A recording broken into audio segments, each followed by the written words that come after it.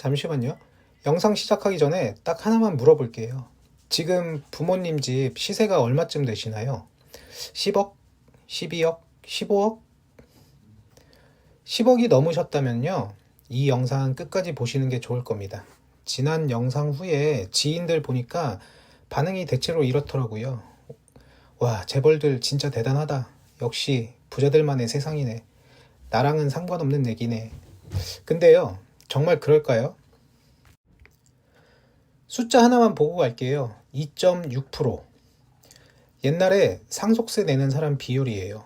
100명 중 2명에서 3명. 이 숫자가 우리 뇌에 뭘 심어줬냐면요.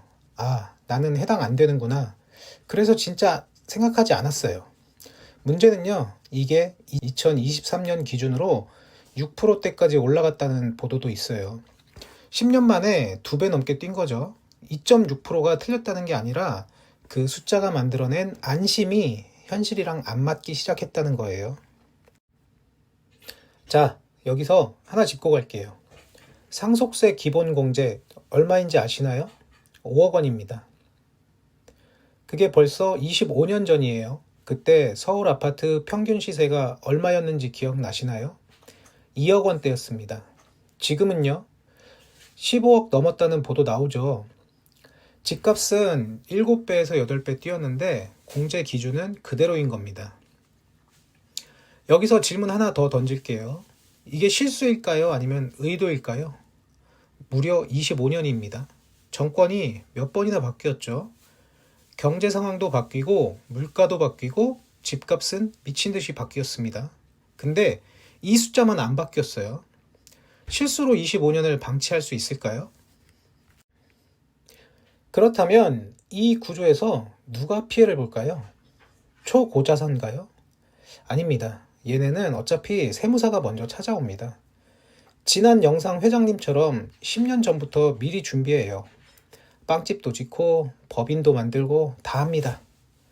그럼 진짜 가난한 사람? 이것도 아니에요. 상속할 자산이 없으면 상속세란 애초에 관계가 없습니다. 그럼 누가 남죠? 바로 중간이에요. 서울에 아파트 한 채 있는 사람, 부모님이 평생 모아서 집 한 채 장만한 사람, 바로 이 사람들이에요. 대비할 정보도 없고 세무사 만날 일도 없습니다. 대비할 이유를 못 느끼거든요. 2.6%라는 숫자가 안심시켰으니까요. 그러다 어느 날 갑자기 맞는 거예요. 이게 이 구조의 진짜 특징입니다. 위도 아니고 아래도 아니고 딱 중간을 때리는 거죠. 한 사람 소개할게요. 52세고 대기업 다니는 김 과장입니다. 서초에 아파트 한 채 있어요. 시세 15억이고 통장에 생활비 2천만 원 있습니다. 그런데 어느 날 아버지가 갑자기 쓰러지셨어요. 장례 치르고 한 달쯤 지났을 때 세무사한테 전화가 와요. 상속세 신고하셔야죠. 아마 체감은 대부분 생각보다 클 겁니다. 이래요. 그러면 김 과장은 뭐라고 할까요? 아마 말문이 막힐 거예요. 계산 한번 해보죠. 시세 15억 아파트 기본 공제 적용하면 과세 대상이 4억에서 5억 원 선. 누진세율 적용하면 수천만 원짜리 고지서가 생겨버리죠. 그럼 아까 통장에 있는 2천만 원은 장례비 치르면 절반 날아갑니다. 그럼 이렇게 묻겠죠. 집 팔면 되잖아요. 그런데 그 집에 어머니가 혼자 살고 있다면? 아니면 전세 보증금을 돌려줘야 하는 상황이라면 어떻게 할까요?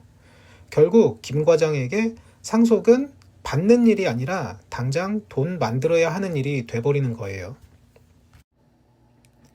그럼 여기서 김 과장과 지난 영상 회장님과 타임라인 한번 비교해 볼게요.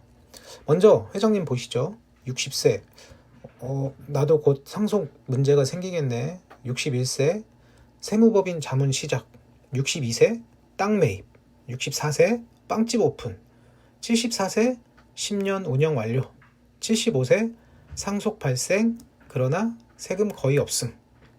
김 과장은요. 51세. 상속? 아직 멀었지. 52세 아버지 갑자기 사망. 그 해에 세무사 전화. 왜 이런 차이가 생길까요? 회장님이 더 똑똑해서일까요? 아니면 김 과장이 게을러서일까요? 아닙니다. 회장님은 생각하도록 강제당한 사람이에요. 자산이 크면 세무사가 먼저 찾아옵니다. 10년 준비 안 할 수가 없었던 거예요. 김 과장은 생각 안 해도 되게 살아온 사람이고요. 통계는 극소수만 낸다고 했고 언론은 재벌 이야기만 했죠.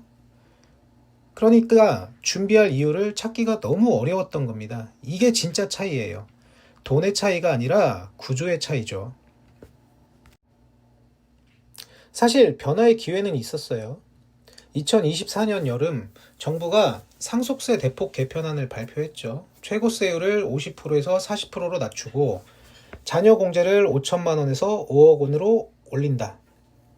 그런데 2024년 12월 10일 국회 본회의에서 재석 281명 중 찬성은 98명, 반대 180명으로 부결됐어요.